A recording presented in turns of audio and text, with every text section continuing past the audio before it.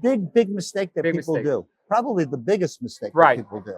I think the worst thing you can do is, the most insulting thing you can do, because you're not going to get it right, is just transfer a site from English to Hispanic.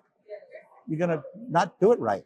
Yes. It's a wrong, different language. Yes. You can't just flip the switch and say, okay. Yes. You know, let's say what you said in English in Spanish. Correct.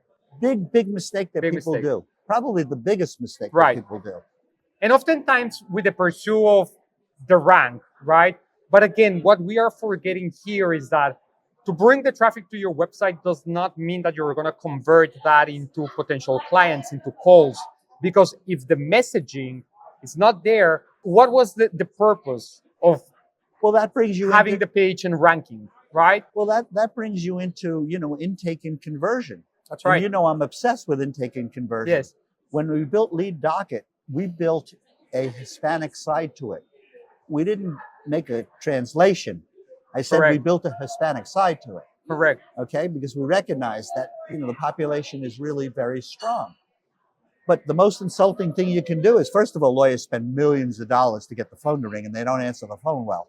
Every lawyer says they do, but they don't. So I'm not going to go there because they're wrong. Yeah. And the truth is, so how do you answer Hispanic? The lawyer that has the sign "Habla Español," here's what happens. And I'm not putting every lawyer down that, has "Habla Español" as a sign. Yeah. Just the majority of them. So they answer the phone. They go, "Oh, hold on a second. Let me get you somebody that speaks Spanish." Yes. That's pretty insulting. It is. And it's usually followed by a 2-minute hold. Exactly.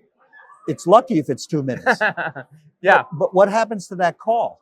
Okay, so they sign up some of them for cases. Yeah. But most people go in a different direction. They don't want to deal with somebody that, I'm not going to go through this again. That's right. That's right. It's not a great, and of course, you haven't coined the term ambassador of first impressions.